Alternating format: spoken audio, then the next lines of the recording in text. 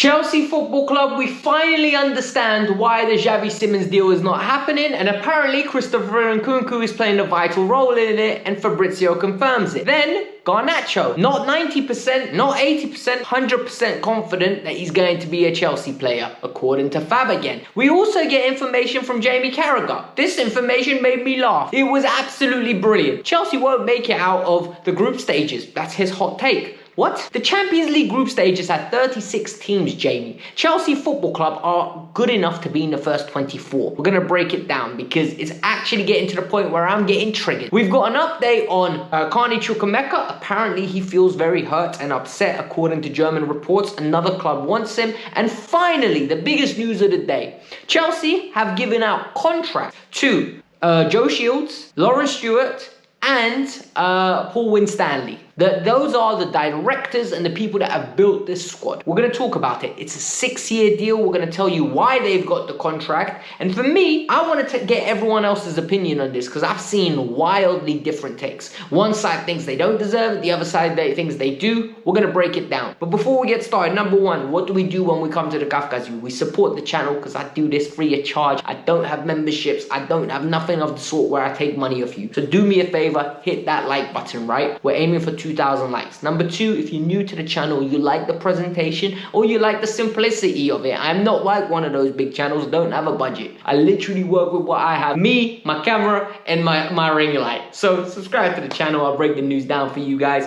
Oh yeah, and FPL is in the pinned comment below. A lot of you have been asking about it. It's in the pinned comment below, peeps. All right, we need to talk about it. Alejandro Garnacho, Mr. Nacho Cheese, he's going to be a Chelsea player. So according to Fabrizio Romano, he's 100% certain that Alejandro Garnacho from Manchester United will be a Chelsea player. Guys, the way this man's been talking about Garnacho, I think it was pleasantly or horribly obvious, depending on what camp you see, that Garnacho is going to be a Chelsea player. When he's a Chelsea player, I'm asking you nicely, back the player until he gives you a reason not to back him.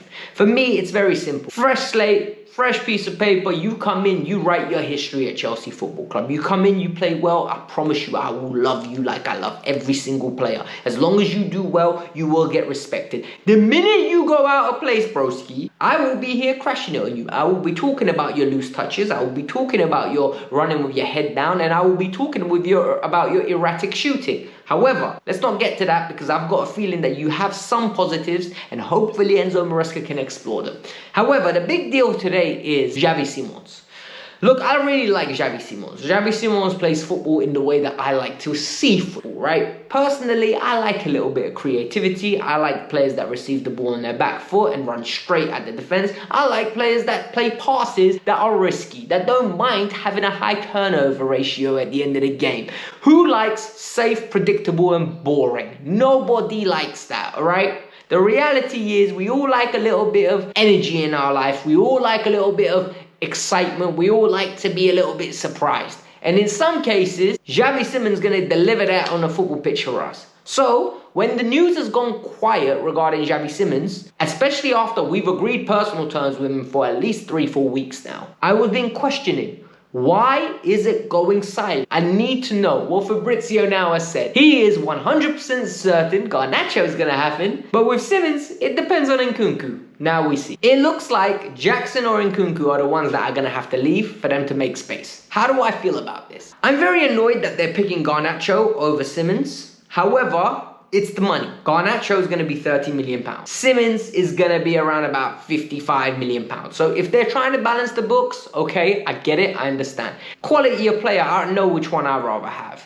But the issue now is, the world knows we need to get rid of Nkunku. I don't know what fee they think they're going to get for Nkunku. We're going to see. Nkunku at this moment in time is the person that is the last pick for the team in PE. We all know who that is. And physical education, back when we were in school, yeah, we all know that one person that always was the last pick. No one wanted him. I'll take him if I have to, but I don't want him. And that's what's happening to Nkunku. He's on everyone's short list, but nobody wants to go and spend the money. And I don't understand why. Like, did you guys not watch the Club World Cup? Do you not want to be hoodwinked the way I've been? And the way I think there's a player in there still?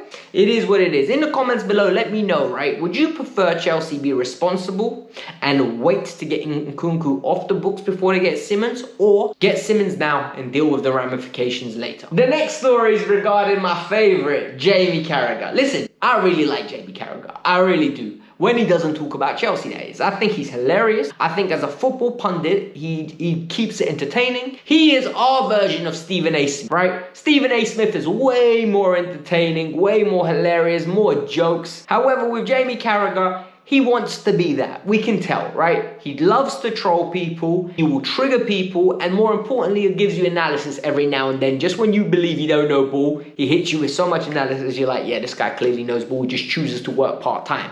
But what happened? The overlap's back. It's Gary, Roy, Ian, and Jamie. And now it gets to the point where they're sitting there and they're talking, and what really gets interesting is they're talking about hot takes. And out of all the hot takes in the world, he has to mention us. And his argument is Chelsea not to make it out the group phase of the UEFA Champions League. For me, that triggered me, you know. Couldn't talk about Arsenal, couldn't talk about Newcastle, couldn't talk about Liverpool, couldn't talk about Manchester City. He had to come to us. And for me, it's consistent backhanded compliments from him. Oh, they've spent a lot of money. Oh, they use the Saudi market a lot. Oh, they're not going to make it out of the groups. But you know what? They're a decent side. Mate, I'm telling you right now, we're going to finish above your team. And when we finish above your team, I'm going to come and reiterate this. Genuinely, I hate the negative PR around Chelsea Football Club consistently. There's never anything positive said in the mainstream media. And then people ask why there's so many content creators regarding their own clubs. Because we have to defend ourselves. For me, it really infuriates me. You can have an opinion, but there's no way you can consistently belittle my club and expect us not to retaliate. That's one thing all Chelsea content creators agree on. Jamie Carragher does this on purpose, and for me, he should do better. Because whilst he gets the clicks and ingenuity, what he is not getting is the respect of the pundit level of punditry that he should be delivering. When you hear Thierry Henry talk, you're like, this guy knows football, man. Like, I can listen to him all day. I'm learning something. Del Piero's another one, you know. You hear Jamie talk, and you're like, did this guy even play football at the top level at times? Because he refuses to give you what you want, the analysis. And for me, that frustrates me, man. It genuinely does. A lot of people aren't going to like that I'm saying this, but it's genuine. In the comments below, do you think we should ignore people like Jamie Carragher more, or do you think we should call him out? Because for me, I feel like ignoring it just makes him double down. Calling him out makes him double down. I don't know where to go anymore. So the sporting directors and Joe Shields have got new contracts. Apparently, they've all re-signed for 6 years to be at Chelsea Football Club. And for those of you that don't know, the sporting directors are Paul Winstanley and Lawrence Stewart. And the second in command, basically as a scout, is someone called Simon Jules, I think his name is. They came from Brighton. And head scout being Joe Shields. Look, they're not popular. Well, they weren't popular before the Club World Cup and the Conference League wins. Now it's got to a point where the narrative around them is changing. We're winning. People are now thinking they deserve the praise they're getting. They deserve the adulation. Well, today, news broke out. And the news came from Telegraph is that all of them have re-signed for the next 6 years. Yes, 6 years. And people started asking, what? Why? Well, apparently, Chelsea's decided to secure their futures because they believe they're a key component of the club. The second thing is they're on incentive-based contracts the way the players are. More success on the pitch, more bonuses, more wages, better contracts. And finally, Chelsea believe the work that they've done since 2023 has been absolutely good. But it's been brilliant. It's been to what they expect. They have been guiding the ship in the right direction. They're building the foundations. We are going in the right direction. For me, I partially agree. So I'm going to be objective. What do I think happened? I think what was happening under Bowley was unsustainable. We were going to get absolutely hoodwinked and turned into Manchester United. We were going to have short-term success that never escalated to long-term. What we have now is a lot of investment, and I feel like in the next 3 years we're going to get the answers of what we want. For example, Chelsea could go on and win the Champions League and win the Premier League in the next few years. I believe that. I honestly. However, we at the same time could start selling young players. We don't know. That is the answer, and that is the big question that surrounds everyone. For me though, what I like is that there's incentive-based contracts there. For example, if we're winning, they get paid more. That will motivate them to make decisions that impact the now as well as the future. Joe Shields and Simon, the other guy, I think his name is Simon Jules. Both of them are building the youth academy. I want Cobham to be generating talent for the years to come.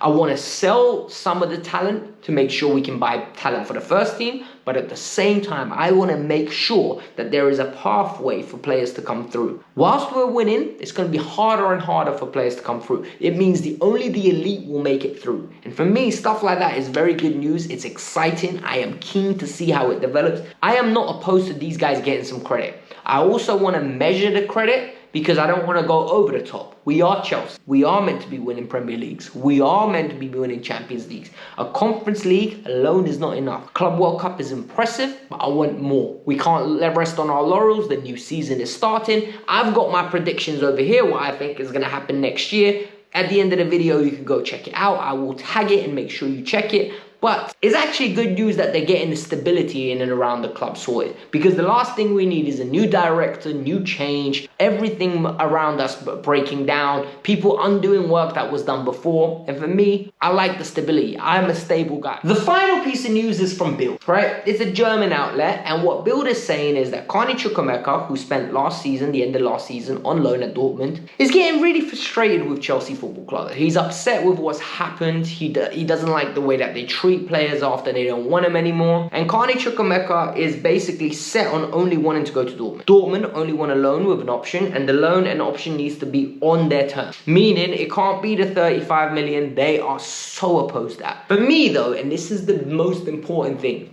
this is a German outlet saying it. We can't take this as trademark. We can't take this as patented. We can't take this as gospel. This for me is them trying to twist the narrative, make the player look like he only wants to go there to put off other suitors from eventually coming for him. Personally, I think this is nonsense. Chukwuemeka knew what he was signing up to when he joined Chelsea, right? He thought there was going to be an opportunity. Well, looking back at it, it was a PSR move. It was a PSR move. The contract he got was stupid. He is talented, but then injuries ruined it for him as well. I can't lie to you. Injuries ruined his career at Chelsea Football Club a lot. He had an opportunity, he scored under Poch. There was going to be a likelihood he was going to get fed through to the first team. But it went wild, it went wide, and it didn't work out. For me, though, it's very simple what we need to look at now. We need to find a home for him. Fabrizio is saying Napoli are looking at him. Mercato is saying there's Napoli are looking at him. But we don't have a home for him. It's his wages.